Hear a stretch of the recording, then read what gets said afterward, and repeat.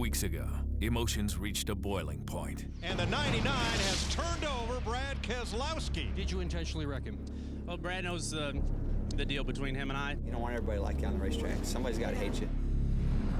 Edwards goes up in the air. Because when they hate you, that's when you're beating them. After a week away, they're at a track with little patience, where decisions made in the blink of an eye cause drivers to see red and tempers to flare, even after the race. 18 and the 99 tangling. As the battle between heroes and villains hits the valley floor, sides are chosen. There's days to be the hero, and there's definitely days to be the villain. Well, I'd rather be the hero. Johnson around, Earnhardt around. But I'd also rather win. When people are not nice to me, I'm not very nice either. They're going at it pretty good right now. I can enjoy being a villain. It's about as intentional as you can get. And someone will tame not just their opponents, but this unforgiving concrete as well. I'd rather be a hero, but since I'm going to play the villain, might as well give it a nice try. Now Kyle Busch is going after it. I wouldn't want to win if I had to be a bad guy to get it. I think the good guys win too. Every driver's dilemma is in the spotlight today. Win dirty or lose clean. You can pass a guy, you go past him, you race as hard as you can, knocking them out of the way in the right way to win a race. It's got to be a tough guy. Go out there and try to get the wins and get the lead. Sometimes you got to rub fenders to do it. Kerr gets into Kenseth. Busch the new race leader. Whatever it takes to get in the victory lane, if that means you got to rub some paint, push somebody out of the way. Matt Kenseth spins as Jeff Gordon goes by. If you had to race a little dirty and do a little bumping, Junior goes around. it's the route you better do. Will a hero rise above all others, or is a villain taking home the silver today? I think on the racetrack, you want to be the villain. You become a hero once you win. Thunder Valley, Tennessee is a destination among the true NASCAR faithful. Nestled in the peaceful landscape is a half-mile of high-speed concrete where sheet metal and tempers get bent. The man who has the momentum just happens to be one of the most successful drivers on this track. Kurt Busch won at Atlanta and is one of the two active drivers with the most wins at Bristol. But the dust still hasn't settled from the last race, as the encounter between BK12 and Cousin Carl has dominated NASCAR headlines. Both combatants have been warned, but we're at the world's fastest half mile. It's Bristol, baby, and the lack of real estate makes for a rise in tempers. 160,000 strong. Fans come from 12 countries and all 50 states. From Carlsbad, California to Vienna, Virginia, from Canada to Colombia, there is only one Bristol, and it is time for race day. So get on your feet, race fans.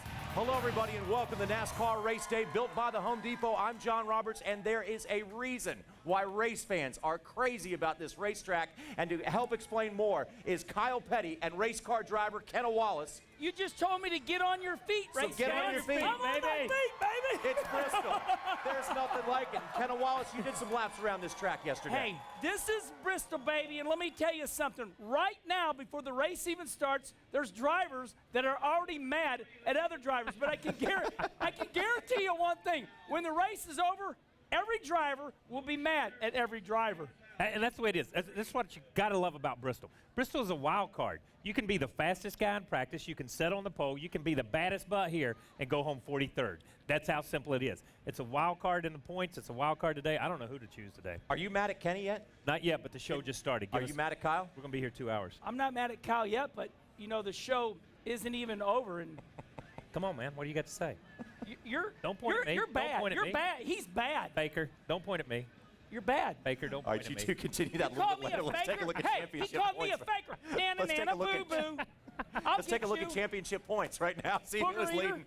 Going in for the first time in several years, Kevin Harvick finds himself back on top again as he has a 26-point lead over Matt Kenseth. Greg Biffle and Jimmy Johnson round out your top four. A little bit farther back in the standings we go. After 4 of the 36 races, Clint Boyer and Jeff Burton still meaning all 3 RCR cars are in the top 10 in points, with Mark Martin and Tony Stewart helping represent that whole Hendrick Motorsports conglomerate. Paul Menard is at his highest point in his career. Kurt Busch, Jeff Gordon, and Scott Speed in the 12th position. Yeah, big shout out to Paul Menard and Scott Speed. They are stunning the NASCAR nation right now.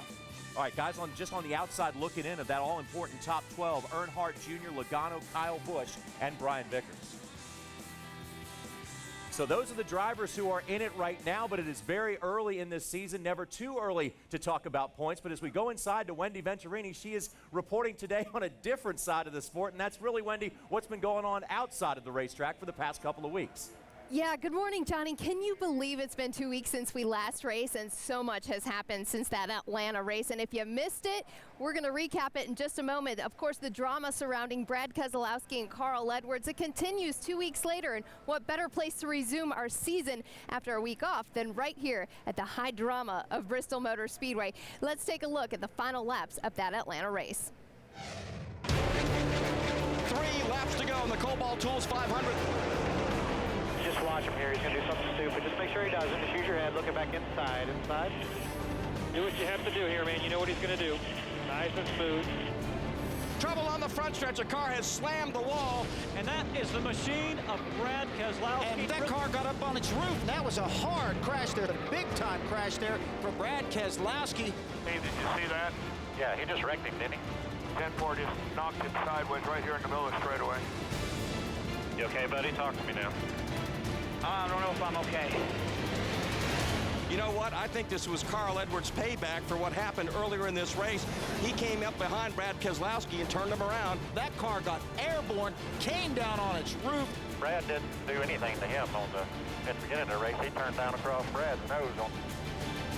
Did I just fly? Yeah, you just flew, buddy. You out of the car yet? Let me know if it gets out. He's out, bud. All right, good. Have they gotten him out yet? Yeah, they showed him on TV walking down the bank or walking to the ambulance. So he was walking somewhere. He looked okay. Carl Edwards has been told, take your car back to the garage, put it on the truck, and go home. Edwards was running around 155 laps down when he got together with Brad Keselowski. And again, I think Carl Edwards meant to pay back Brad Keselowski. He did not, however, mean to flip him over. I thought he might try to spin him out, slide him through the grass, and say, okay, now we're even. And I think we needed a week off to let the dust kind of settle. And a lot of people had opinions of what was going to happen with the penalties for Carl Edwards. Well, NASCAR came down with the penalties. There was no penalty. There was no fine. There was no points taken away like we had originally thought. There was, however, 3 weeks probation, which a lot of people had opinions on whether that was a strong enough penalty for Carl Edwards. Carl came on trackside this weekend and addressed the situation. Here's the way it goes. I listen to all these people talk, and all these people run their mouths and everything. Carl Edwards, me, I'm a really simple person. I try to do the best I can, but I will not be walked over, and I will stand up for myself. But I didn't expect that to get as big as it got. By the time I got to turn 2, all I cared about was whether or not he got out of that race car. Yeah. But at the same time, you know, you just can't let those things keep going. And I'm glad NASCAR looked at the intent of what happened and separated that from the result. And Carl Edwards said he met with his probation officer, that being Mike Helton, on Saturday morning, along with Brad Keselowski. All parties involved went to the NASCAR hauler Saturday morning for that meeting, and pretty much everybody had the same sentiment. We want to put this behind us. Atlanta's behind us, moving forward to Bristol, and both Carl and Brad came out with sad, long faces, but kind of joked around. And you saw Carl just gave Brad a light punch after that meeting, but of course it's going to continue on to Bristol. We can say it's water under the bridge, but really we know it's going to be a story, Johnny, we're going to continue to follow throughout the whole season, really. Wendy, thanks a lot. On-track rivalries exist, and they're good for the sport at times. But Kyle Petty, yes or no? Does the punishment fit the crime here? No, I'm not backing down from what I said last time. He should have been sat home and sat in a car. He should be sitting in Columbia, Missouri right now watching this race on TV. That's my opinion. I'm sorry. I don't give a rat's rear end what y'all say. Okay? I don't give a rat's rear end what you say. What I'm telling you is there was intent here. This was not for position. This was he sat in the garage area for 150 laps and comes out, and forget the wreck. Forget what happened there. He intentionally wrecked this guy and not for position. When we see some of the things that have happened in the past in the sport with Earnhardt, Rusty, myself, other people who have driven, it's always been for position. This was revenge, and there's no place in NASCAR for the competitors to take revenge on another competitor. I don't care. My viewpoint is this. Say what you will. Talk all you want. The debate is great. It's good for the sport. And I stand on what I said. In NASCAR Victory Lane, I said, look, the only thing Carl did wrong is he wore white gloves, which you know, really showed him run into him. And if he was going to do it, he should have done it on the backstretch. I mean, you know, hey, look, I mean, we're in a situation right now where NASCAR can't back down. It was Brian France that said, hey, we're going to take the gloves off the boys. Well, that would have showed his hands still. Yeah, but I'm going to argue that point. That's not taking the gloves off. Taking the gloves off is what Kevin Harvick did to Joey Logano in the nationwide race yesterday. A little bump and run, a little rubbing, a little grinding, a little stuff like that. That's taking the gloves off. I'm 100% behind that. 100% behind that. But let me say this. If I just go out here and run 4 laps and then sit in the garage area and say, I'm going to go take Kenny Wallace's butt out. I'm going to wait until he gets up there, but I'm going to go take Kenny's butt out. That's wrong, and that's what Carl did, or what it looks like Carl did. I'm not in Carl's mind. I'm a big fan of Carl's, now let's be honest, but this was a stupid mistake, and I don't care. Somebody should have paid more than a 3-race probation. So you're saying that was premeditated murder? Of a race car. Not murder. Hey, we didn't go all the way to murder. Of a race car. There were some people saying he was trying to commit murder, which is a joke, okay? Well, that got a little heavy. But here's what I have to say to end this whole situation. Now, the 2 people that were involved in the wreck, they're not even in this story anymore. Stay tuned later on. We'll tell you another driver that wants to be involved in it, and they're calling each other names back and forth. It's getting out of hand. It is. Well, let's face it, this is not the witness protection program. NASCAR, you want to get known no matter what you're known for. The idea is to get recognized on the racetrack. We'll have much more on this. And also coming up on NASCAR Race Day, built by the Home Depot, we'll hear from Brad Keselowski, and Carl Edwards may have a new rival. We'll tell you about that later as well. After last weekend's breather, we're getting back into it in Thunder Valley. But before we do, we'll take you to the ATL to show you how Kurt put away the competition around the turn. NASCAR Race Day, built by the Home Depot.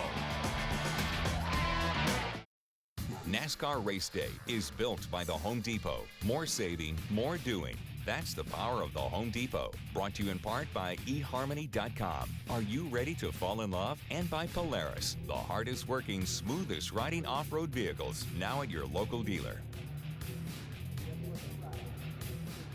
And welcome back to NASCAR Race Day, built by the Home Depot. I'm Hermie Sadler, standing by with Atlanta race winner Kurt Busch. And look, before we talk to Kurt, 2 weeks ago, he won his 2nd race in a row at Atlanta. He started second today, trying to win his 6th race at Bristol. Let's take a look back with Kurt as we look back at 2 weeks ago at Atlanta in his race to victory lane.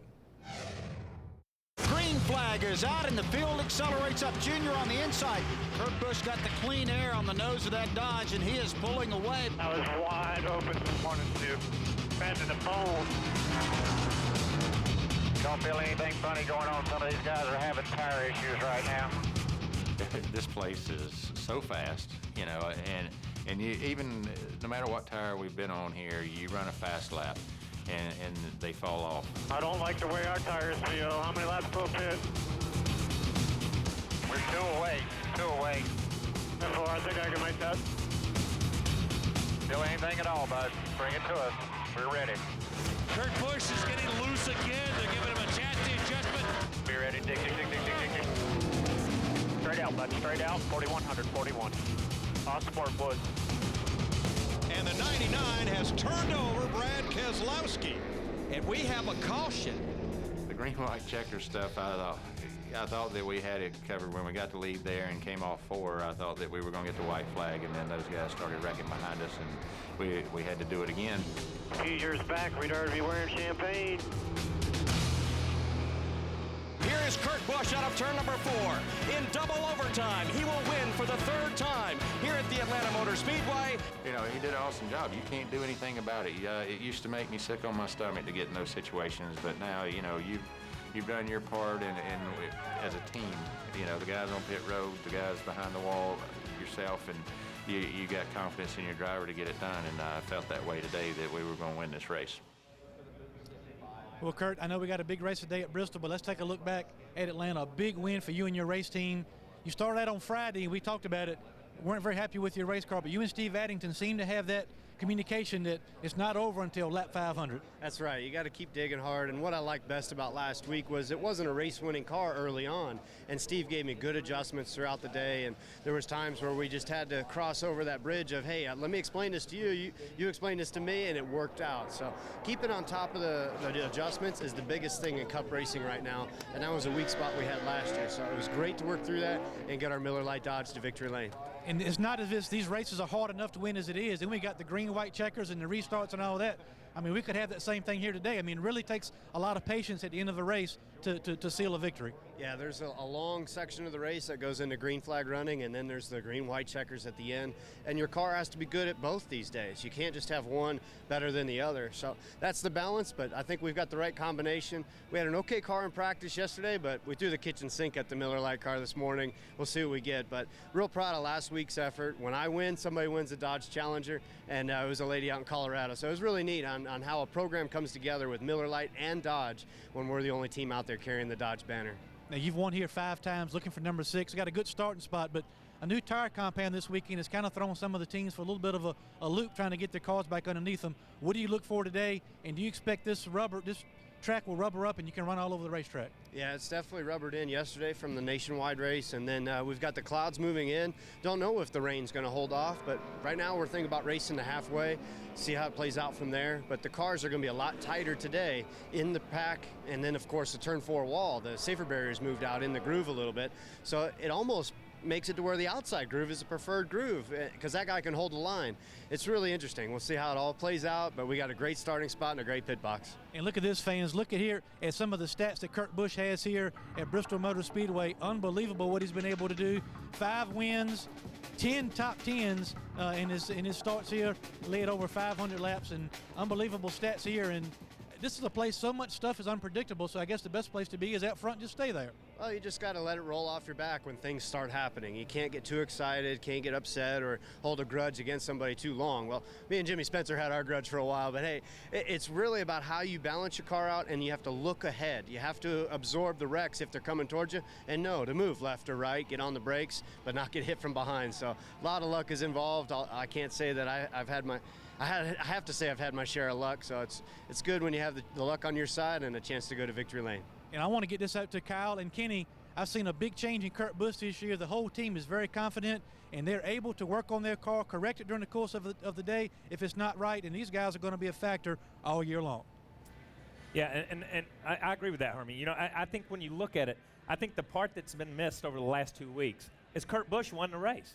Kurt Busch and Steve Addington come out, they make adjustments as a team, and just as Hermie just said, those guys, they adjust as the day goes. They're working really good together. So to come to a racetrack where you have the confidence that Kurt has, my God, you got to be happy about being here right now. Yeah, and the people say, why is Kurt Busch a 5-time winner at Bristol? Well, I'll tell you why. You have to like the racetrack when you come here. When you come here, you can't go, oh, we're just going to wreck. If you say, let's take an old car because we're going to wreck, you're beat. You got to bring your best car. You got to love Bristol. Number 2, you have to know what you want in practice. You got to go, no, no, yes, yes. And like Kurt said, I wasn't happy with the car yesterday, so now we've changed everything. So he's going to go into this race not knowing what he has, but knowing that he had to make some changes. Instead of saying, we got a 10th place car, they made a decision. So you got to know it. And for the last 8 years, a gentleman with the last name of Busch has won half of these races here at Bristol between Kyle and Kurt. And also Jeff Gordon's up top of that leaderboard with them. With Kurt with 5 victories. Got to take another quick break here. When we come back, one of the more pleasant surprises of the season. But tomorrow night on Speed, Brian Vickers stops by the garage for NASCAR Race Hub. Get the latest news and hear from NASCAR's biggest names. Don't miss NASCAR Race Hub tomorrow night at 7:30 Eastern, only on Speed. Welcome back once again to NASCAR Race Day, built by the Home Depot. The name Bristol means short track racing, but the city behind the track has been around for 100 years. It straddles the Virginia-Tennessee border. It is ripe with history, and they call it a good place to live, but it is a great place to come see some history and see some racing as well. Well, recently NASCAR announced they're going away from the wing and back to the spoiler on the race car, and we got a chance over the last couple of weeks to see the spoiler in action, most recently at Talladega. There you see a look at the new spoiler. It's coming back on the race car, and one of the more interesting safety initiatives that NASCAR has announced is the shark fin that extends across the deck lid and makes it all the way back to that spoiler, and that is supposed to keep these cars on the ground when they go for a spin. There's a lot of mixed reaction coming out of the test at Talladega, and some of the other places, Darlington was one place where some teams got a chance to look at this spoiler. So it's probably hard for us sitting here, as non-engineers to say exactly what will happen, but chances are it's going to make at least some type of a difference in this race car. We will get into all the technical things later, but let me just say this.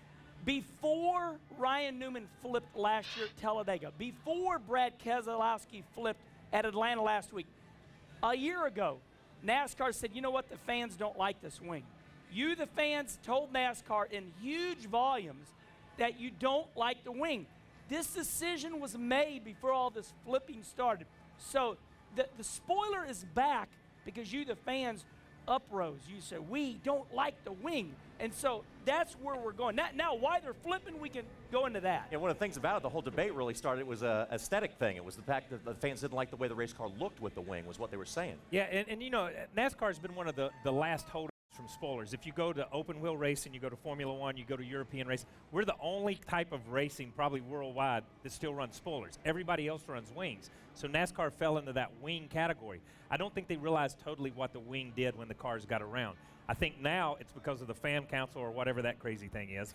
and they said, okay, this is what we're going to do with this. But at the same time, I think they're looking at it as a safety issue because cars getting in the air is a huge concern for NASCAR and for these people that are standing here behind us. And I think something that we forgot about, and this is very serious, we only tested this wing going straight with the new car.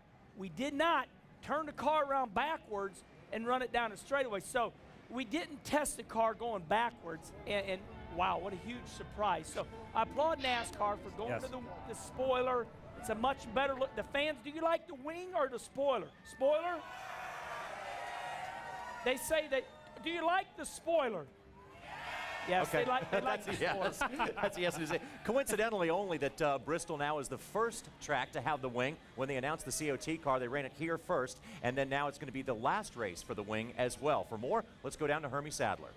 Yeah, thank you, JR. In addition to the test they did at Talladega, to test the spoiler versus the wing, there's also been some other tests going on. There was a spoiler test during a tire test at Darlington a couple weeks ago. Last week, some of the teams went to the Little Rock, the test facility at Rockingham, and tested the spoiler as well. And you can see the wing here on the back of the 00 car of David Ruderman. The wing will come off. A 70-degree spoiler will be mounted to the back of this deck lid, and it will be non-adjustable. It'll be 70 degrees every week, every track. One thing will be added. Remember back at Daytona, the shark fin that was added to the deck lid of these cars to add side force.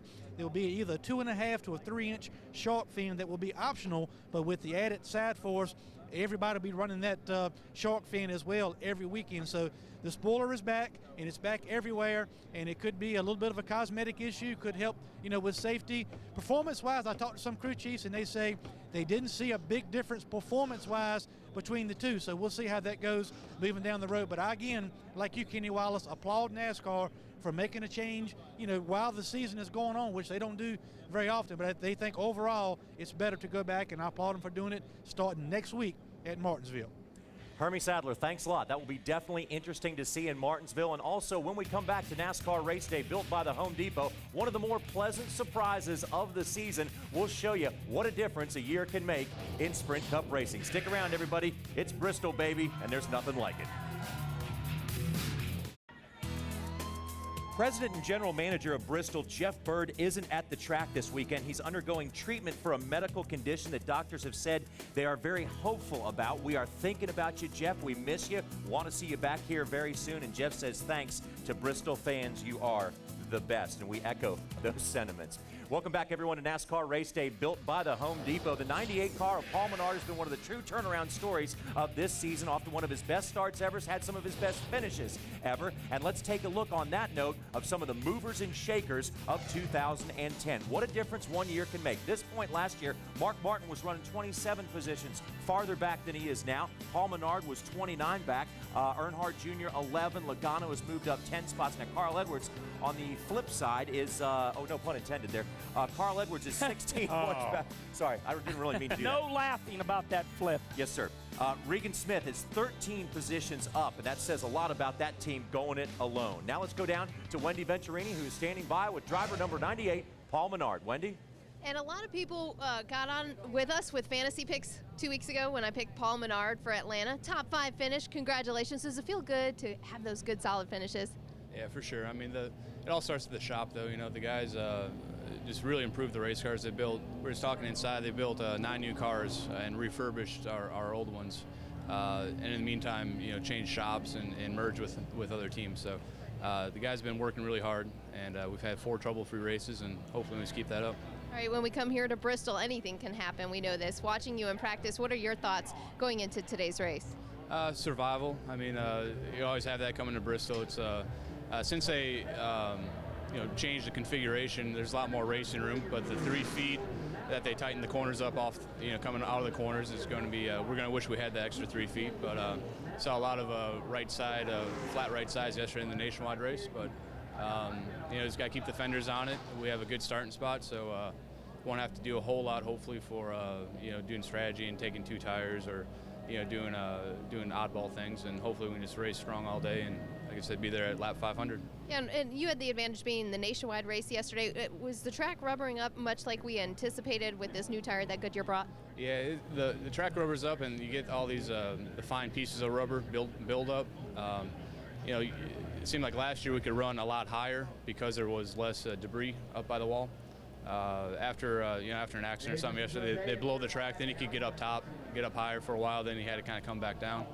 But it's a fun racetrack, and we'll be using it all up. All right, good luck to Paul Menard. Good luck to you, Paul. And Johnny, he moved from 17th to 9th in points after the Atlanta top 5 finish. He is on the move.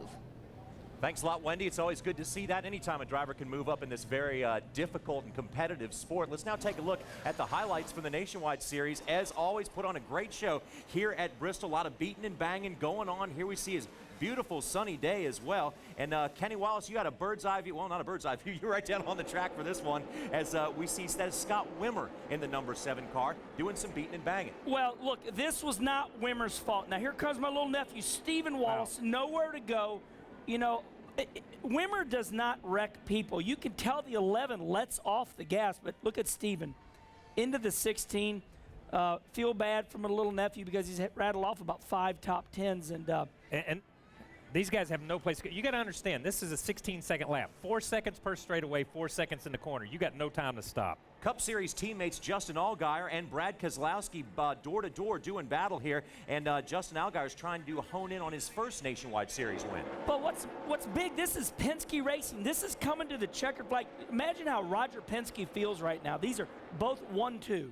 So Justin Allgaier gets his first career nationwide victory and goes to show that nice guys can finish first, with teammate Brad Keselowski coming in second and Kyle Busch running third. Let's take a look at the top 10 in points after 4 of the 35 races. It's Edwards, Keselowski, Allgaier, Busch, and Kevin Harvick. Also, the Biff is up there in points. And a couple of Wallace brothers. Kenny, got to be proud of that. Yes, up there in the top 10. I'm the only one missing there. I'm down a little further. I got to get my butt in gear. You finished 19th you did a great yesterday. Job Not bad man. at all. Great job yesterday. All right, let's send it down now to Hermie Sadler, who has one of the guys who competed very well in the Nationwide Series race yesterday. Hermie?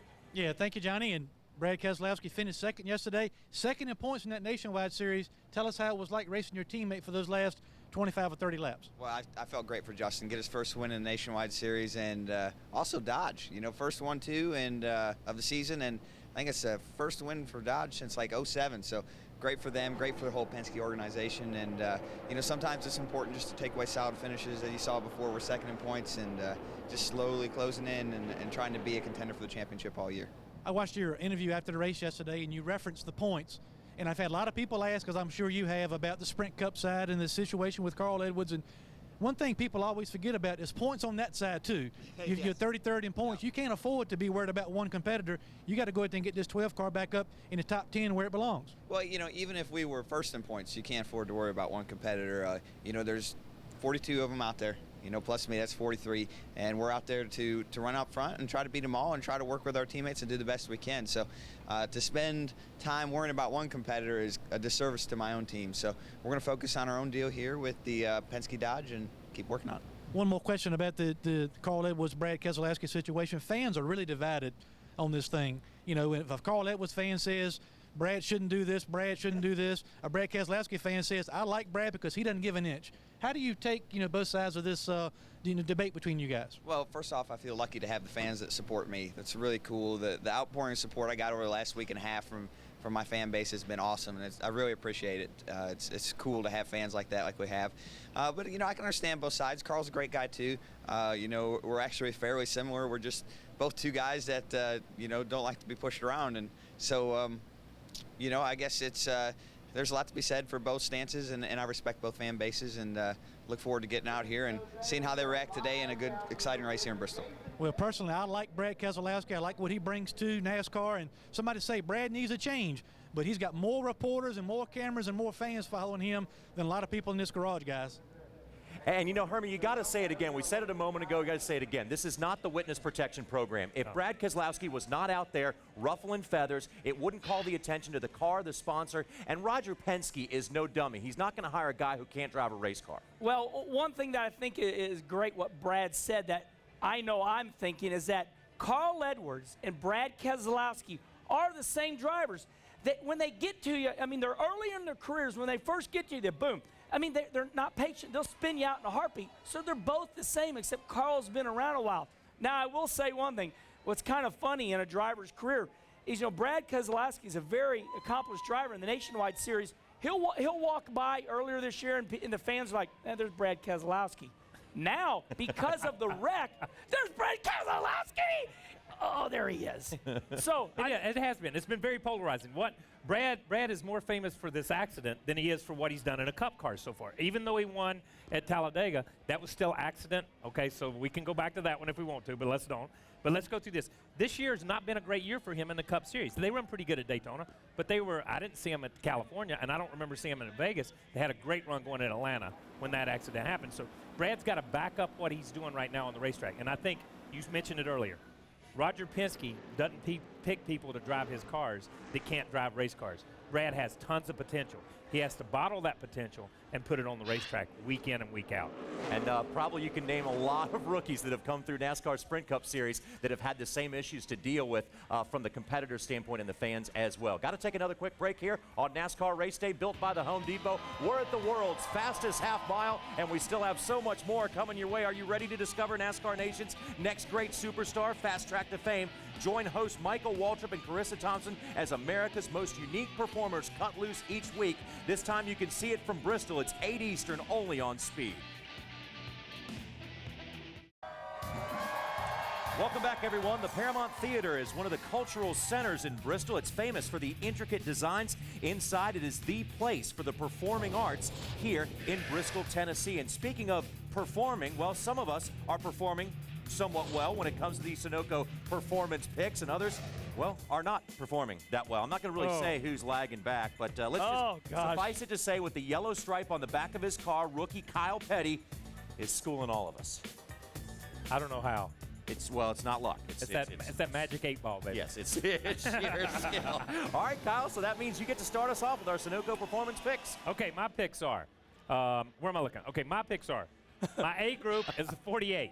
Okay, Jimmy Johnson. Now, I know he's never won here, but I'm going with the 48. B pick, Kevin Harvick. He gets around this place. I don't care. My C pick, and the guy I'm talking about, is the 78 car of Regan Smith. I think those guys, the alliance that they've come out with this year, he's been greatly improved. I think we saw where he's plus 13 positions where he was last year. This is the kind of track where he does well on, and I look for him to have a great run today. Go to Hermie Sadler. Yeah, thanks, KP. My three picks are Denny Hamlin in my A group, Matt Kenseth, the car right here behind me, in my B group, and David Gilliland in my C group. Denny Hamlin was one of the better cars, consistent cars on the long run. Hey, Matt, I'm picking you today. I need points. I got them. Matt, go to work. And David Gilliland, I'm picking him because he needs to finish this race top 35 in points. But Matt Kenseth, he qualified 7th. Him and Todd Parrott are clicking together very well, and this is a race you've got to be there at the end, and Matt is that kind of racer, so I'm looking for Matt to give me some good points today along with my other guys. Well, I guess it's my turn. I was expecting Kenny to go. Oh, wait, Kenny's in the cellar. So who am I picking today at Bristol? Well, You would think this is Big Red Truck, but I'm going to tell you why it's not. I'm going with Jimmy Johnson in the A group, Joey Logano in the B group, and Regan Smith in the C group. Now, Jimmy Johnson has not won at Bristol, of course, we know this. However, they hit on a setup about a year ago, and he is bad fast today. I usually wouldn't pick Jimmy Johnson at this kind of racetrack, but I'm going with him today, and I think he might get the job done. Who's up next? Well, Wendy, thanks a lot. I like to take my advice from you, being that you're a champion in performance picks over the years past, but I'm going to say that Jimmy Johnson, too, out of the A group, is going to be the man when it comes to winning this thing. And also, Kevin Harvick. Recently, people have called Kevin Harvick a bad man. Well, you know what? He's bad fast when it comes to racing at this track. And also, I want to jump on the Paul Menard bandwagon. I think it might be a little bit too late to get on this thing. The boat might have already sailed, but I'm going to get on it anyway because Paul Menard is off to a great start. And I hope he continues it for my sake. And so who do you go into next? Kenna Wallace. Me. Get in. Okay, here's what I'm picking in my A group. It's Kurt Busch, the number 2 Miller Lite car. He will win today's race. Second, the B group, Joey Logano on the pole, showing a lot of strength here lately. In the C group is Scott Speed. I think crew chief Jimmy Elledge is going to say, Scott, we need a finish here. Let's stay out of trouble. But I want to talk about Kurt Busch. He just came off of a win 2 weeks ago in Atlanta. He's a 5-time winner here at Bristol. So I'm hoping my chances are good. And I got to tell you, I've never been this far in the cellar of my life, baby. I'm climbing out. I'm coming after you all. All right, let's take another look at who has picked whom. And it's kind of hard to call right now Paul Menard and Scott Speed C drivers because they're up in the top 12 in points right now. But under the rules of this game, that's the way it goes. If you want to get involved with our performance picks, go to speedtv.com, follow the links, and you can get involved with us. And also, race fans, how would you like to have an official Sunoco racing fuel can? All you got to do is also visit speedtv.com/Sunoco for entry details, official rules, and drawing dates. And when we come back to NASCAR Race Day, built by the Home Depot, the other Busch, Kyle, will join us. Perhaps one of the biggest honors a race car driver can have is to have a grandstand named after him at a particular racetrack. No question about what Richard Petty, Alan Kowicki, and some of these other drivers were able to accomplish here at Bristol. Junior Johnson as well made his mark on this racetrack as an owner and a driver, and David Pierce's record, of course, speaks for itself. The all-time winningest driver here is Darrell Waltrip with 12 victories on the world's fastest half mile, and Dale Earnhardt got his first win at this racetrack, and he is among a handful of drivers who accomplished that feat. Throughout the years, Bristol Motor Speedway has earned the reputation for being one of the toughest tracks on the NASCAR circuit. A place conquered by future Hall of Famers like Waltrip and Yarborough, but rarely ever dominant. Despite Bristol's daunting reputation as a car cruncher, a select group of men have been able to score their first Cup wins in Thunder Valley. Long before Dale Earnhardt was the intimidator, he was a brash young rookie, hoping to make his mark on the sport. That first glimpse of stardom came at Bristol in 1979. Earnhardt outran the legendary likes of Bobby Allison, Darrell Waltrip, and Richard Petty for his first of 76 wins. By 1986, Earnhardt was on his way to his second of 7 championships. But now the tables were turned, and the self-assured rookie on Earnhardt's trail was a short-track ace out of the state of Missouri. Off the fourth corner, Rusty Wallace wins the Valleydale 500 and his first Winston Cup race ever. Wallace would go on to win 8 more times at Bristol to solidify himself as one of NASCAR's greatest short-track drivers of all time. Ernie Irvan, like Earnhardt and Wallace, had been known to ruffle the veterans' feathers on occasion. Bodine's going to be involved, I believe. Several cars are going to get tangled up in this mess. In August 1990, Irvan faced the prospect of winning his first Cup Series race at Bristol, and the man he would have to beat to do it was none other than Rusty Wallace. Let's watch this final lap and see if Ernie Irvan can hold off the challenge of defending Winston Cup champion Rusty Wallace, who won his first race here at Bristol. Ernie Irvan, it appears, is going to.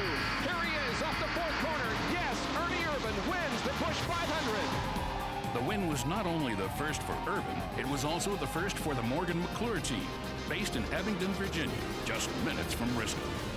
Following Irvan's win, Victory Lane would stay occupied by veteran drivers for more than a decade. But in 2001, a young Virginian driving for the famed Wood Brothers went head-to-head with the team's legendary rival, Petty Enterprises, and its driver, John Andretti. Pat Trice was with me at the time, and we felt like we had a little momentum on our side, and we kept running better, and it came to a point when we were going to pit, and actually he told me to pit too late. I had missed pit road. We were going to pit. The plan was come in, put on 4 tires, and stay with running.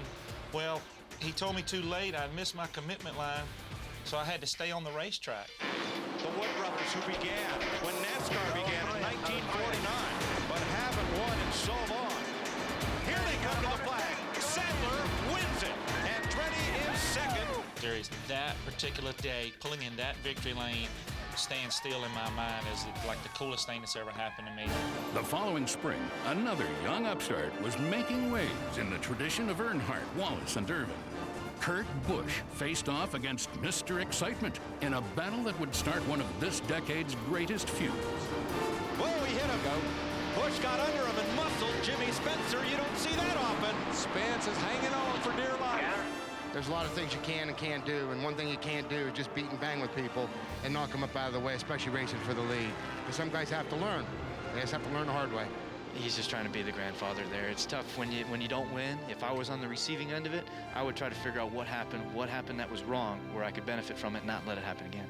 In nearly 50 years, only 5 drivers have been able to say that their elusive first wins came on Bristol's high banks. With a field full of hungry young drivers not willing to back down for anyone, could today be another unforgettable moment at NASCAR's Ultimate Coliseum? Here is the list of drivers with no Sprint Cup wins who could accomplish that feat today. There you see some guys that have been very close to victories over the years. And KP, Kenna Wallace, what do you think? Who out of that group could possibly come out today and surprise us with a victory? Okay, here's who I'd say. Every one of them could. Yeah. Okay, because that's the way Bristol is. It's like Talladega. If you look at racetracks where we have so many first-time winners, Bristol is one of those racetracks. Talladega is one of those racetracks. Any one of those guys can come out of here today as a first-time winner. You know, I'm just going for Marcos Ambrose. I'm getting a solid selection because he has the best record of a person that has not won a race here in the last couple of years. So, Marcos Ambrose. So what's the deal with first-time winners? Well, let's go to the man himself, Jimmy Spencer, to see who he thinks can pull off that feat. Hey fans, Jimmy Spencer here. We're talking at Bristol Motor Speedway, and we're talking about first-time winners. Can we have a first-time winner here at Bristol Motor Speedway? Joey Logano, David Rudiman. Well, we know they won last year, but did they really earn it? Let's face it, if it wasn't for the rain, they didn't win. But anyway, Dave Blaney, this guy ain't got a chance. He's going to start in the top 5, but he's a starting Parker. Give me a break. No way. How about Marcos Ambrose? This guy, top 5s, top 10s. I believe this guy has an opportunity to be a first-time winner here at Bristol. Paul Menard, what a difference a year makes for this guy. Yes, this guy could do it. David Gilliland, Travis Quapple, teammates, startup team here. I don't know. I don't think either one of these guys have the financing or the backing yet to become first-time winners here today at Bristol. Regan Smith, nah, no way.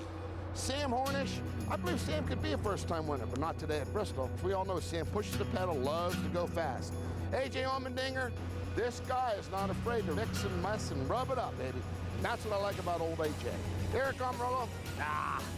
Scott Speed with Jimmy Elledge at the helm. There's no doubt this guy takes chances. We saw in the Daytona 500. Yeah, I believe Scott has an opportunity. David Reagan, not a chance. David Struck. Let's get that one off the list. My God, Terry Cook, he finally made a race. Get out of here. I'm not even going to mention this guy. Give me a break. But you know what? Joey has a good opportunity starting on the pole. David Rudiman, good opportunity to earn their first win here at Bristol today. That's the deal, baby. We disagree on that with Spence, but that's why we talk about that all the time. Will one of the non-race winners prove Jimmy wrong? Tune into What's the Deal tomorrow night on Speed to find out. You can also email Mr. Excitement at thedeal@speedtv.com. What's the Deal tomorrow night at 10:30 Eastern.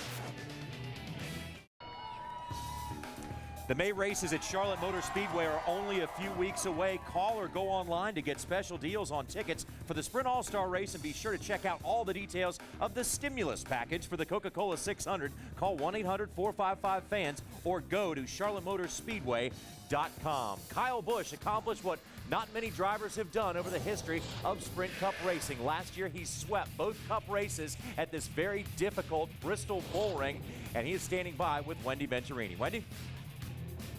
Well, of course, it was Justin Allgaier in victory lane yesterday for the nationwide race, but Kyle, it looked like you had a decent race car. You said you just didn't have enough for him. No, not at the end of the race. We thought we were pretty good there in the beginning. We led some laps, and we're running up front, running away from the guys behind us, but Justin and Brad, they had really, really good cars there at the end of the race. So congrats to Justin. That was cool to see, and his first win. And with Chad Walter, I won here with Chad here a few years ago, so Chad knows what he's doing. But overall, good race yesterday. What we're looking forward to today. We've got a challenging weekend it's been so far with the M&M's Camry, but we feel like we've done a lot of work, and Dave's done a lot of homework on trying to revive this car and get it back to where it needs to be for today.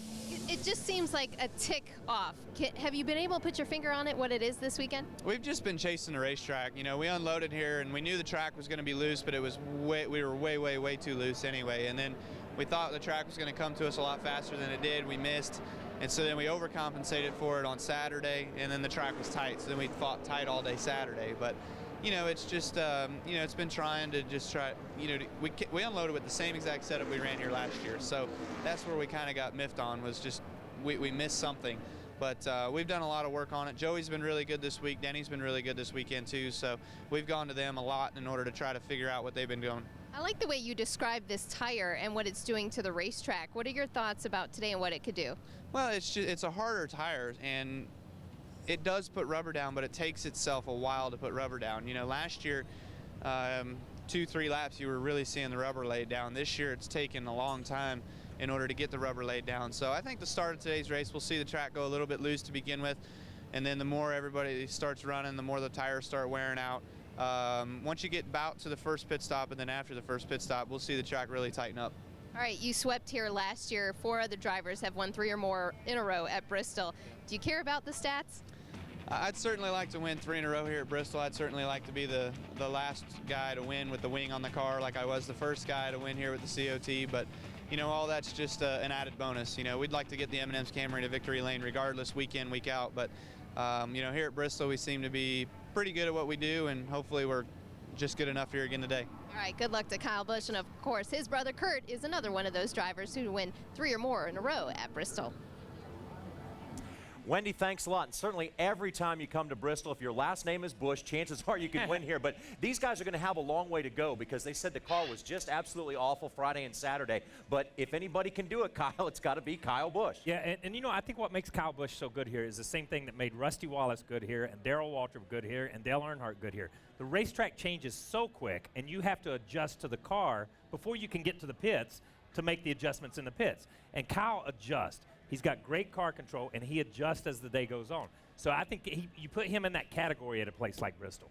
You know, one thing that I noticed when my brother was winning all those races, I mean, that's what I have. I have the inside scoop. You know, why did Rusty win so much? First of all, he loved the racetrack, but he did win the race with a lot of different setups.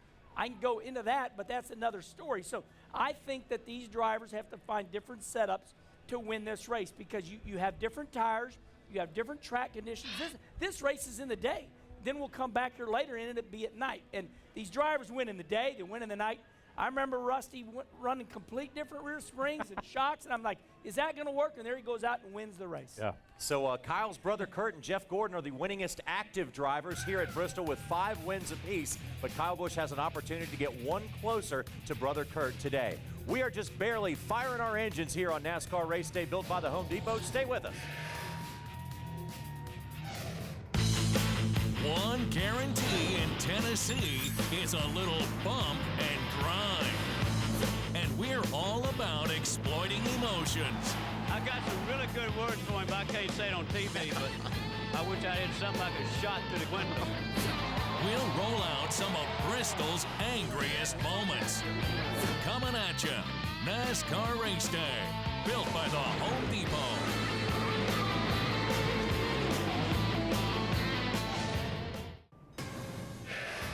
Welcome back to Bristol Motor Speedway. The fans are filing in. 150,000 of them will come into this racetrack for one heck of a race. It was 2 weeks ago when Kurt Busch won in Atlanta for his first win in 2010 with his new crew chief, Steve Addington. Can little brother Kyle do it today for 3 in a row at Bristol? He's trying to make history himself. And his teammate, Joey Logano, will start on his first career pole in the Sprint Cup Series. That was a big feat for young Joey Logano for his first pole at 19 years old. And can you get ready for the 500 laps of short track action? Check it out. The drama is going to continue on in Thunder Valley when the gloves come off. We're live from race day here at Bristol. Take a look at our top 12 point standings. Of course, Kevin Harvick comes into Bristol as the points leader. We've been watching this battle early on with some of the Roush Fenway guys giving him a run for the money. And of course, Jimmy Johnson, who is currently fourth. You look on down the list, the RCR cars continue on. Kurt Busch looking for a win here at Bristol, continue on from Atlanta. And Jeff Gordon Scott Speed also in the top 12. I know that has been turning a lot of heads. Now, I don't know what it is about this place at Bristol, but sometimes it brings out, well, the worst of these drivers. Here's a look at some of the finer moments that we've seen at Bristol Motor Speedway. You know, I always said Greg Biffle was a good guy, but he's about the most impatient thing. I'll be waiting when he comes in here. There is no way I'm leaving this racetrack without telling somebody that just intentionally put me into the fence or tried to knock me out of the way how I feel. Trouble up in turn 4. You can be a wolf man every now and then, but sometimes you can only take so much. Ricky Rudd gets by Rusty Wallace, and Rusty's obviously not happy with the tactics. And Jimmy Johnson gets turned right in the front of Mark Martin. Jimmy Johnson got the worst end of that. It's hard to keep your temper in check here when you run in these close quarters at these speeds at this place. Give him some room, guys. Get back. Give him some room. On pit road, Stewart expresses his displeasure with Jeff Gordon. How about the retaliation? How about Tony coming back at you? Is that okay? That doesn't surprise me one bit. I didn't see him at the door, and I know any time that the rules have been reversed, he's expecting me to live. So it's just racing. It's just Bristol. Double off turn 2 is Elliott Sadler. 25 car, Joe Nemechek got a little bit sideways, and the 21 car drifted up into him and lost the rear of the car. Dale Earnhardt Jr. and Ward Burton were racing for 12th spot. Now Ward's in the wall. And now the call goes out on the NASCAR radio for the driver and crew chief of the 22 to go to the big red truck, and the race is over. That big red truck is going to be busy, I think, it's going to be. I got some really good words for him, but I can't say it on TV, but I got to just control myself right at the moment. I wish I had something I could shot through the window. Whoa, he hit him. Busch got under him and muscled Jimmy Spencer. You don't see that often. They're pushing and shoving a little bit over there. I don't know what that was all about.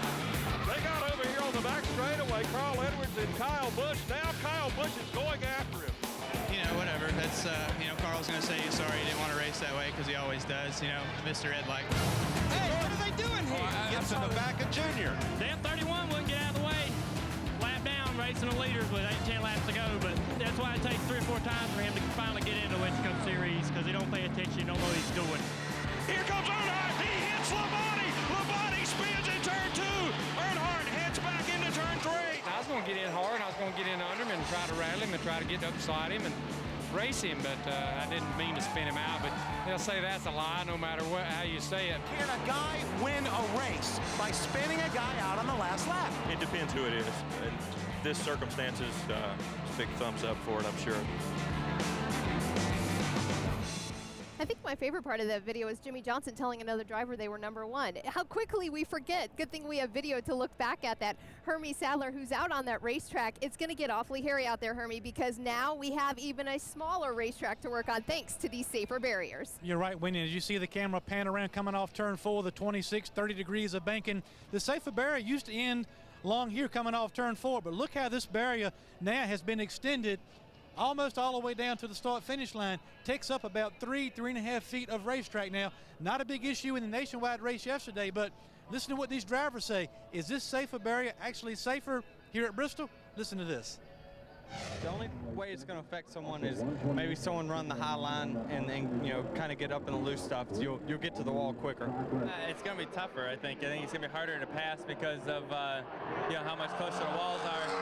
I came out here last night and took a little jogger on it a few times to check out the walls, and you know, it definitely makes it tighter after the first few laps in practice, you know, to change the line a little bit. I guess I didn't get the memo about how far they'd extend them onto the straightaways because I smacked it pretty hard, and it's going to be difficult. I hope you don't hit them. I mean, you try not to. I'm always focused on the bottom of the racetrack, not that concrete wall. Where you come out of the corner and end up at the wall on the straightaways is kind of where it stops now. So far we haven't really seen it come into play. Obviously when the groove widens out, guys start running the middle and outside groove. I think that's when you're going to really see it. You know, getting the run off the corner on the high side is going to be a lot tougher now. Turn 4 just seems to be where the biggest difference is. Turn 2 didn't seem to change much.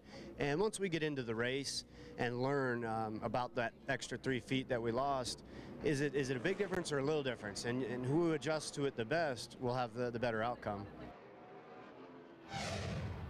Yeah, a lot of drivers in the Nationwide Series race yesterday said didn't see that big a difference under race conditions, but these Sprint Cup cars are not Nationwide Series cars. They don't drive as good. These cars will be all over the racetrack, and JR, they may be looking for this extra 3 or 4 feet of room once they get racing here today at Bristol.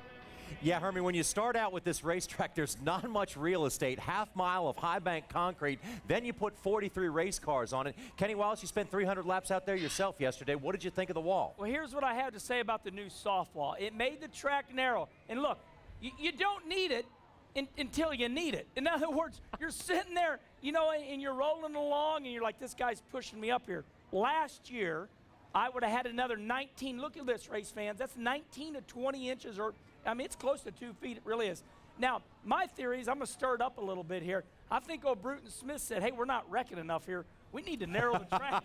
We need to narrow the track up. So it's okay until you need it. You see what I'm saying? Yeah, and I agree. You know, like Kenny said, and Kenny ran a race yesterday. I've never raced on this racetrack under this configuration. But I know when that car jumps away from you, every 6 inches, you need 6 inches more. You know what I mean? And if they've taken away 20 inches, you need 40 inches when you get there. We've seen some really hard hits coming out of turn 4, so I applaud the Speedway and applaud NASCAR for doing that. Your brother hit there one day, one of the most wicked wrecks I've ever seen here, when he came straight up off, went almost up in the grandstands and flipped back over. You're still going fast here. That's when Dale Earnhardt nicknamed Rusty Wallace Rubberhead in that wreck. Because fortunately the head was rubbered and bounced off. Yes, it still can be dangerous here, even at 120 miles an hour at Bristol. We got to take another quick break, but we know that the ground will be rumbling here at Bristol, but underneath the ground, the Bristol caverns sit. They were carved 200 million years ago by an underground river, and if you want to see an amazing sight, stop by the Bristol Caverns on your way out of the racetrack.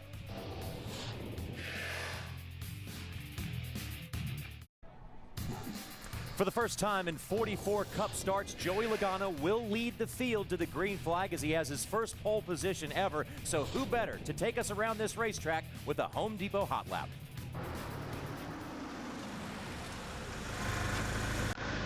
Hey, I'm Joey Logano, and this is your Home Depot Hot Lap. This week we're here at Bristol. Probably the most important thing here is qualifying to start these things. I was pretty pumped up by our first hole. I was definitely really cool, and not the place I expected it to come. You know, this is one of my tougher racetracks, and I guess it wasn't as bad as I thought it was here, so hopefully we get a good run out of it. Patience here at Bristol is a very big deal. You know, you gotta think about it, we got 500 laps around these places.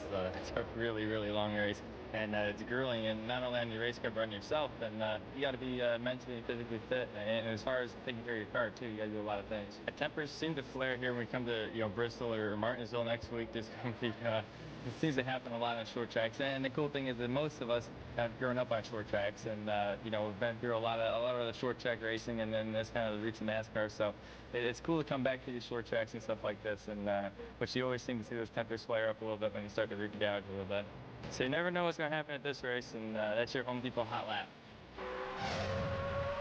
Joey, thanks. And as we ride with Mark Martin, we want to take a quick moment to thank the good folks at BSI that put these onboard cameras in the car. Today on Fox, you're going to see some great views of this racetrack thanks to the good guys at BSI. Now look how smooth this racetrack looks from the top of the car when you're using this camera. And you see how fast this racetrack is. It's a 16, 17-second lap. Basically, it's 3 or 4 seconds on the straightaways, 3 or 4 seconds in the corner, which gives you 16 seconds. Stuff happens so fast. Now here's why you work out. Okay. Look at Mark sawing on this thing. How hard is that, Kenny? Mark Martin, 133 pounds, no body fat, and this is why. He's a little guy. but he's muscular. Watch him work the wheel, and yes, he does watch the right hand. Now, take the right hand, he'll pull it over, watch. Okay, so he's not turning the wheel a lot. It's kind of an illusion, but this is the way Mark the Kid Martin drives. Right hand back over, watch, pulls it back over. He does not turn the wheel very much. It's an illusion. Yeah, it's like a constant circle. That's a great shot right there. That's an incredible shot. And Mark Martin told us his secret at FanFest this year. What did he say? He does the yoga. Yes. How many? He knows yoga. I don't know if he does that. He knows yoga. He does the yoga, and that helps him stay in good shape. He knows yoga? I eat yoga. Oh, that's yoga. Sorry. Let's go down to Hermie Sadler. Sorry. Yeah, that's a cool shot of Mark Martin inside of his car. But let me show you another cool shot we're going to take a look at. This is the right front bumper of Martin Truex Jr.'s Napa Toyota. Watch the view from this camera as Martin Truex makes his way around Bristol Motor Speedway, guys. That's right on top of the racetrack in the middle of the corner. I mean, this thing is 5-6 inches off the ground, gives you a great perception of speed. My question to you guys is, what's the chances of this camera making the 500 laps? That's what I was getting ready to say, Hermie. I'm just glad I don't own that camera, okay? I got nothing invested in that camera. I don't know what the cameras cost, but I know that the people that put that camera, it's a tax write-off because that camera should not be there. If that camera is there at the end of the race, they're lucky. But what a great shot for the fans. That's an incredible shot for the fans. Yeah, but I think that one thing that camera definitely shows you is the fact that this is a short track. It's a half mile, but these guys are still hauling it. I think when you saw Mark driving the car and you just saw his hand, it's over, 1, 2, 3, back straight, 1, 2, 3, over, 1, 2, 3, and you listen to the accelerator. He's on, he's off, he's on, he's off. It happens so quick. A lap every 15 seconds. When you start looking at that, that's 4 laps in a minute. We run 1 lap in a minute at Pocono. Yeah. Okay, when you look at it that way, it's an incredibly fast place. Very, very important for the driver. When you come to Bristol, all other racetracks you're like this. Okay, when you come to Bristol, the driver says, "Move my headrest to the left." Watch Jeff Gordon. He automatically starts the race with his head over here. Other racetracks, you kind of drive like this. You got to sit low because it's banked. You got to see under the window. A lot of things at Bristol that you change in your driving characteristics inside the car. Right, Kyle? I mean, yeah. you got to lay in there. You change your seat. You change your headrest. Because, baby, you're pulling the G's. Let me tell you this. When many years ago, when you used to come up here before you had all this fancy stuff, my guys used to put like an oil drain pan under the car, so when I melted and run out of it, at least they could take the drain pan because this place just wore me out, man. I get tired. I just melt and run out the tailpipes at this place. It's definitely a physical racetrack, but another aspect that the drivers count on big time here at Bristol is the spotter, and Wendy is standing by with one of the eyes in the sky. One of the best views in the house here at Bristol Motor Speedway is from the spotters up there on the spotter stand. We're with Jason Hedleski, spotter for Carl Edwards on both the Nationwide and the Cup side. Jason, what is the key to being a good spotter, especially at this half mile, because this is pretty quick? Well, I think just maybe making sure you're clear, precise, and calm. Things happen here so quick that it can sneak up on you in a hurry. So you just try to make sure you're paying attention and just try to give Carl as much advance notice as possible in a short amount of time. So you don't want long drawn out sentences like I'm giving to you. You just want to say, hey, yellow or wreck and turn 3, and then let him get slowed down, let him know what's going on around him, and try to do it as short and precise as possible. Now you have an advantage for Carl because you've been in race cars before. You have driven them. You know what kind of feedback you want as a driver. How much has that helped you along the way in your spotting career?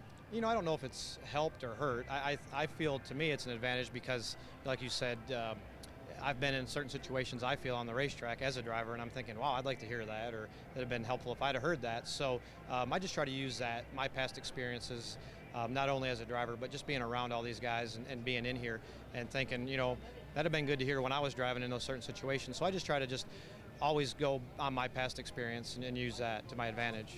All right, so not many batteries that you go through on these radios at this track then, yes or no? Well, no, you still go through a couple because, you're constantly inside, outside, clear by 2, clear by 3. So you're constantly feeding them information, but just not long drawn out sentences talking about what we did last weekend or whatever, just chatting.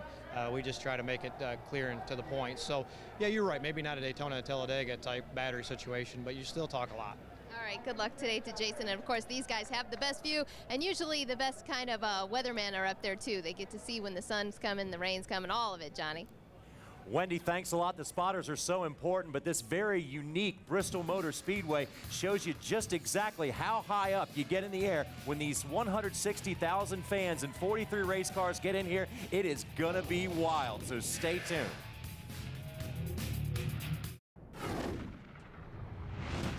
Welcome back to Bristol, everyone. There's a look at one of the Legends cars. If you've never heard of these cars before, they have started many a NASCAR career, and they're also very competitive. But July 14th and 17th at Charlotte Motor Speedway, they will be running for their share of $1 million.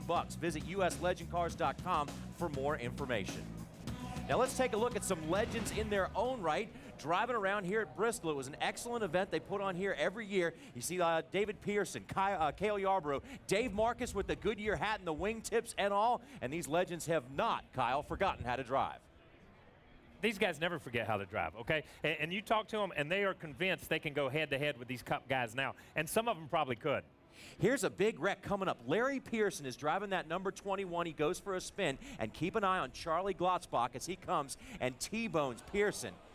Very scary wreck. Here's the offshoot of a two-time Nationwide Series champion. Larry Pearson suffered an open compound fracture to his left ankle, broken pelvis, and broken right hand. Charlie Glotzbach was also taken to a nearby hospital. Rick Wilson won the race, but what we hear from the hospital right now is that Larry Pearson is in fair condition after surgery and starting to feel better. And by the way, Phil Parsons was second. Nice job by Phil. Yes. And also Charlie Glotzbach is listed in good condition. We wish you guys a very speedy recovery after that very scary accident. So if you look at the history of this racetrack, it was once asphalt. It was still high bank, but they made the move to concrete after a very interesting 1990 race. Today, live from Bristol International Raceway in Tennessee, the Valleydale Meets 500 Winston Cup race. I was working in the ESPN broadcast booth that day, and at Bristol that day, the racing wasn't your typical Bristol racing. Here's a battle for the lead again as Ernie Irvin has decided he wants to take back the lead. Jeff Bodine hangs on, and Ernie Irvin is going to spin down the backstretch. They had put some sealant on the track, and that sealant had caused some really treacherous track conditions. Oh, it's crash coming out of turn number 2 again. This time it's Bill Elliott slamming the inside wall. It was basically a one-groove track. I think the track was breaking up in places, and if you got out of the groove, you were going to spin. Look at Dale Earnhardt in third place, and Earnhardt spins coming off too. Same exact spot, and he hits it real hard to the rear of the car. Well, we've heard all week about the racetrack. We're not going to blame that, but certainly we are seeing some unusual situations here as Dale Earnhardt, who you don't see spin very often, loses it coming off corner number 2.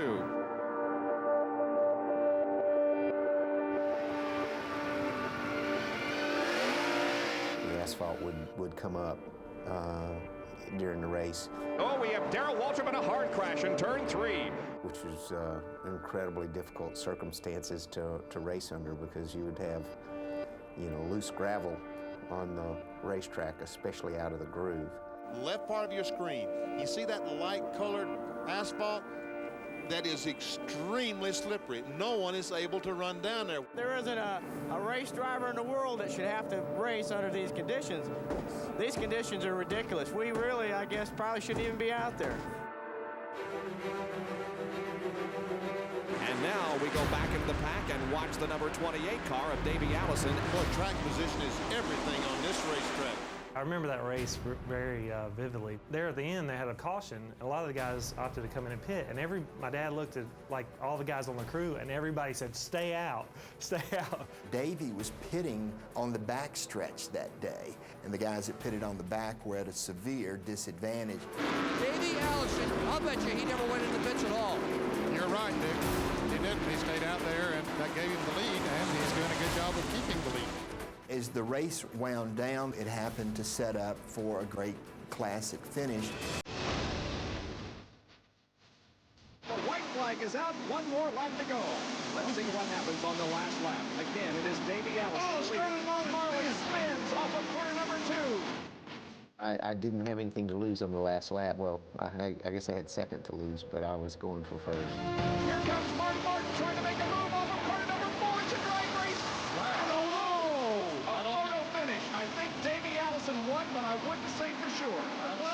jumping up and down, though. They don't know they won. That had to be one of the closest, if not the closest finish in NASCAR Winston Cup history.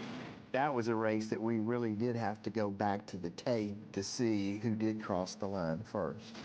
Back it up here and you see Mark Martin's car. Davey Allison right here. It's probably 12, maybe 10 inches at best, but Allison beats him across frame by frame, advancing here. The video finish goes to Davey Allison. Almost got there, got beside him, and just a little short on the momentum at the exit of the corner. But had I done that the lap before, I might have been able to complete the pass. That was a real pivotal day for us as a race team because it was tough. You know, my mom and dad sold their house to buy the team and gave their heart and soul to it, but it was just a tough time. So that day after we won, you know, it was obviously clear to him that, hey, maybe we can make this thing work and keep it going, and it was a big moment for us. Pretty interesting day, and that's what brought us to the concrete here at Bristol. But KP, you finished 10th in that race. Yeah, I just avoided all the wrecks that day. But what's so cool, you go back and you watch them looking at frame by frame by frame. Yeah. The antiquated technology that we had then is so much advanced, all the scoring and everything. But that was a cool day up here. And it was a day that changed not only Yates Racing and what Yates Racing and Davey Allison, that team would become, but it changed this racetrack too. But what was always great about the track when it was asphalt is you went all the way to the top. Oh, yeah. This track, you know, I came in here like in 1989 and it was asphalt. My gosh, we're up there about hitting the wall in what was then the Busch Series. So you're going to see a little bit of that today, even on this concrete. Mark Martin told me earlier, Kenny, my car really likes to run high. When Mark Martin says his car likes to run high, that's pretty big. That's big. Well, Kyle Petty may have finished in the top 10 in that race, but the result was much different when he and Rutledge Wood decided to join Ricky Carmichael to do some dirt bike racing down in Florida. Check it out. Ricky, to me, is one of the best things about NASCAR because he's a guy that's so established in motorsports and has a credibility, and he's one of the nicest guys ever. Going to Ricky Carmichael University is kind of like going to you know, Richard Petty University or going to, you know, Jimmy Johnson University right now. He is the man. That's how simple it is. Probably one of the greatest motocross riders that ever lived. Here's the key to this section right here. Do not sit down until that last bump. To be able to come to a school that he puts on and that he endorses, it's pretty cool. What a pleasure to have, you know, guys of that level be here, especially Kyle. I mean, you could see the light bulb clicking when we were explaining stuff to him. Just goes to show you, man, racers are racers. Should fire right up. I got mine, brother. I don't know anything about riding dirt bikes. I've always rode street bikes. I've been on some dirt bikes, but never on a track. Our buddies at Fox Racing got me all this cool gear. These boots are like moon boots. I feel like astronauts could use a pair of these. The best part is we're sitting in class over there. I know I'm almost 50 years old, and I'm sitting next to a 9-year-old who's here to take the class. It's never too late to go to school.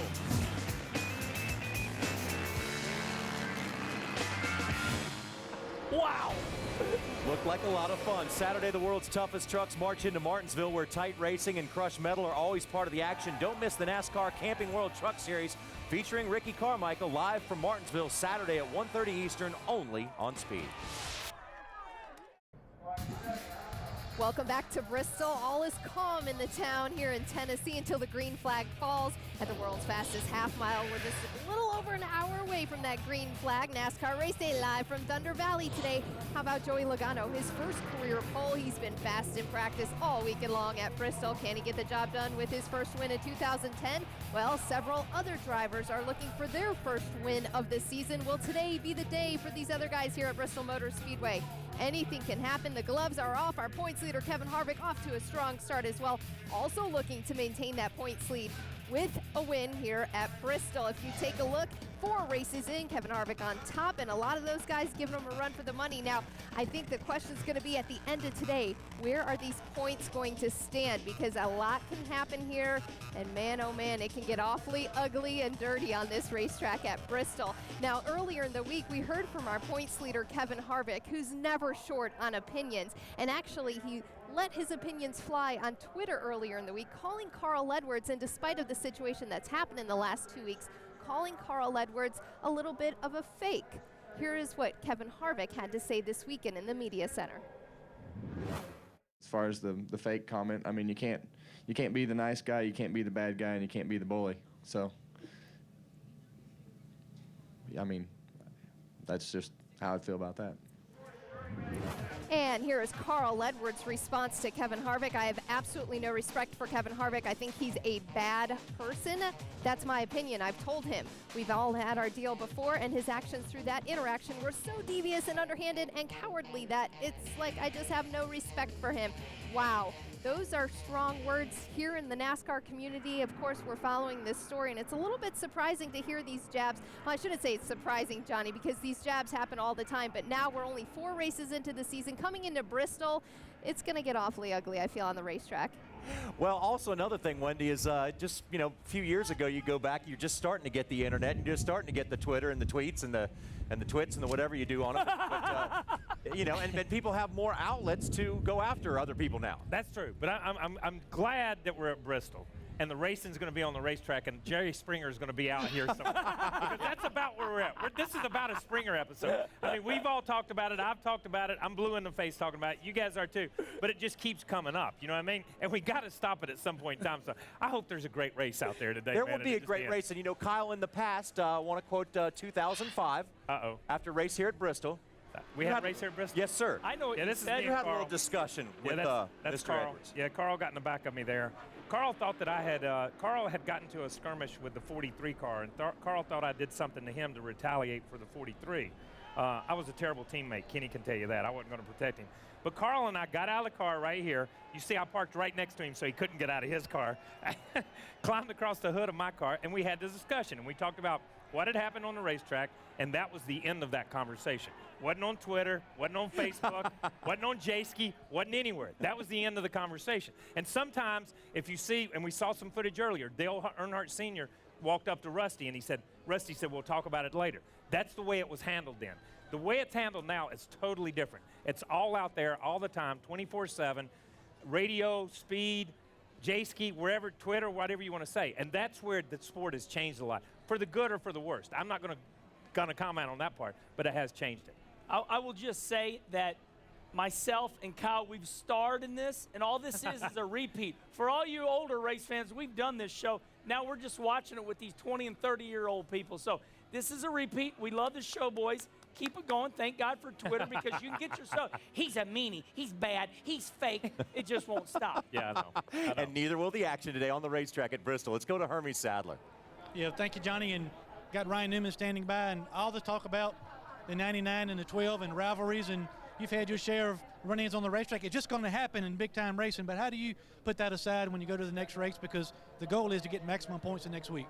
Trying to be a part of it, so they'll take each other out and you move up 2 spots. That's the way I look at it. But yeah, it's racing. I mean, we've seen it forever. I mean, as long as when they put the second car on a racetrack, as Richard Petty said, that's when the first race started, and that's when the first rivalry started. So it's just a matter of egos and racing.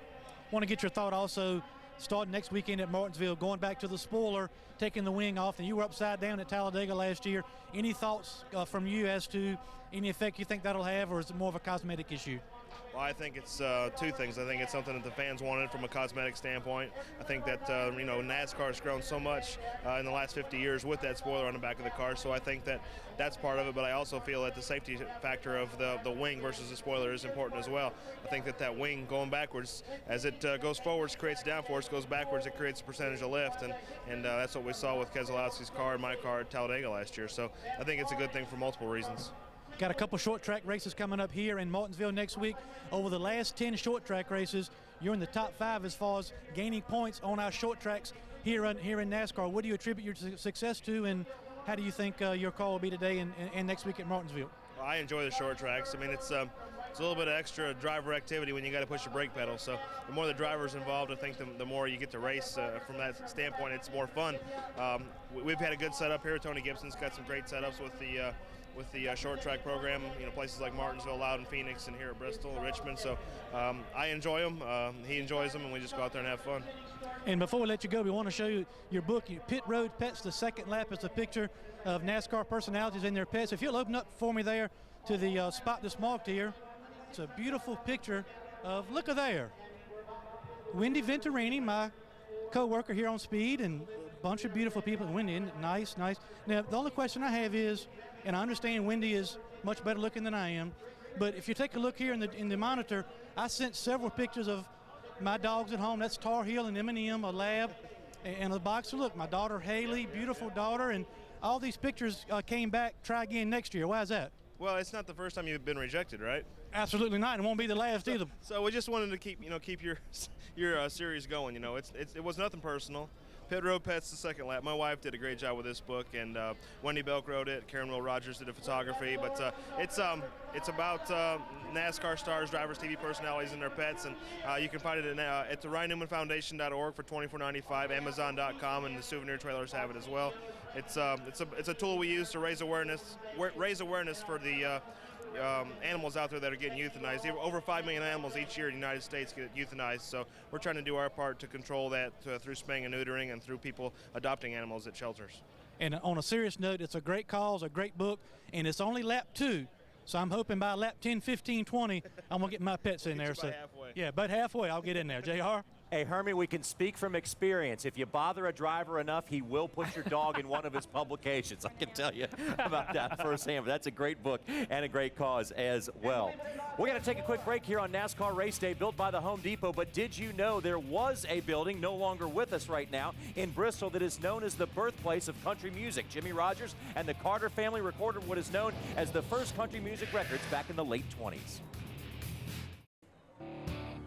After the dust settles here at Bristol, you can tune in on Monday for a big evening on Speed. Starts out with the NASCAR Race Hub, 7:30 Eastern Time, with Brian Vickers as a guest on Monday. Fast Track to Fame at 8, The Racing Chef at 9 Eastern Time, and then we just keep on going. Sounds of NASCAR at 9:30 Eastern, NASCAR in a Hurry at 10 Eastern, and then What's the Deal with Mr. Excitement, 10:30 Eastern Time, wraps up the evening. Now, the pit road configuration here at Bristol is so confusing that even great drivers like Mark Martin and Jeff Gordon have been caught up by how, when, and where to enter the pit road. So Hermie Sadler has at least a few answers to us for us on how you pit at Bristol. Every time you come to Bristol Motor Speedway, one topic of conversation is pit road. I'm standing at the commitment line coming off turn 2 that leads you to the backstretch pit road. Now, in years past, there were 2 separate pit roads. The cars pitted on the front stretch and the cars pitted on the back stretch. A tremendous disadvantage to pit on the back stretch because by the time you got to your pit stall, cars on the front side had already got to their pit stall, got their service done, back on the racetrack, you lose a lot of track position. Well, a couple of years ago, NASCAR and Bristol Motor Speedway said, under caution flag conditions, let's make this one continuous pit road. So you can hit this commitment line coming on the back straightaway under caution. Every car goes down back pit road, around turns 3 and 4, and down the front stretch pit road to the pit stall on that side. It's really evened out competition here on pit road, and it's not such a disadvantage. You know, I mean, I understand that the better qualifiers get to pick the better boxes. I have no problem with that. But, you know, anybody can have something go wrong in qualifying, and the next thing you know, you ruin your day being on the backstretch. The way they do it now under caution, I think it makes it more than fair. It was so confusing before because, and people would have an advantage. Where do you blend? Where do you not blend and all that? So it's much better that it's all one pit road now. Under caution, when the pace car drops you off in turn 2, when things will settle down, things are not so bad getting on and off pit road here at Bristol. But under green flag conditions, you pit on the side of the racetrack that you're pitted and go back on the racetrack. You don't come all the way around. And a mistake here on a green flag pit stop can cost you 4 or 5 laps on the racetrack.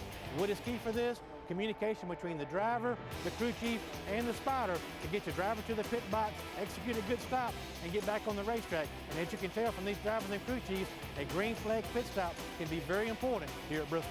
You just got to be on top of the communication with the driver of what he needs in the car so you can communicate it to the guys in the pits. He's going to be on top of us before everybody's ready, so the pit crew guys are going to have to stay with their helmets on. They're not going to be able to relax because a flat tire, he'll be there before you know it.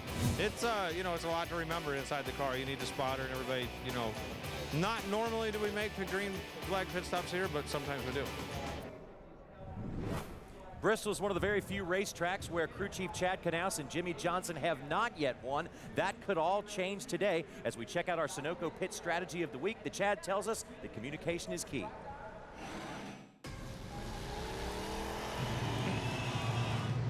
So you're tired of the so-called cookie cutters? Well, you got something different in store this weekend, that's for sure. The High Banks of Bristol Motor Speedway.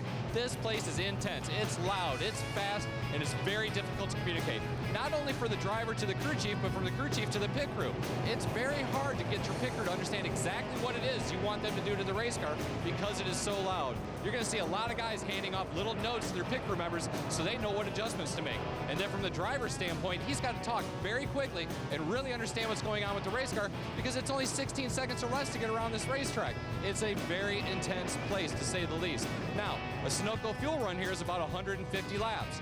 Something a little bit different this time, we've been talking about a lot this year, is we've got a different tire. And the left side tire here is really wearing out quickly. So I don't know that you're necessarily going to want to go that 150 laps total for a fuel run before you make it down to pit road to get your Sunoco fuel. But one thing I can promise you, it's going to be loud, it's going to be exciting, and it's going to be a great race.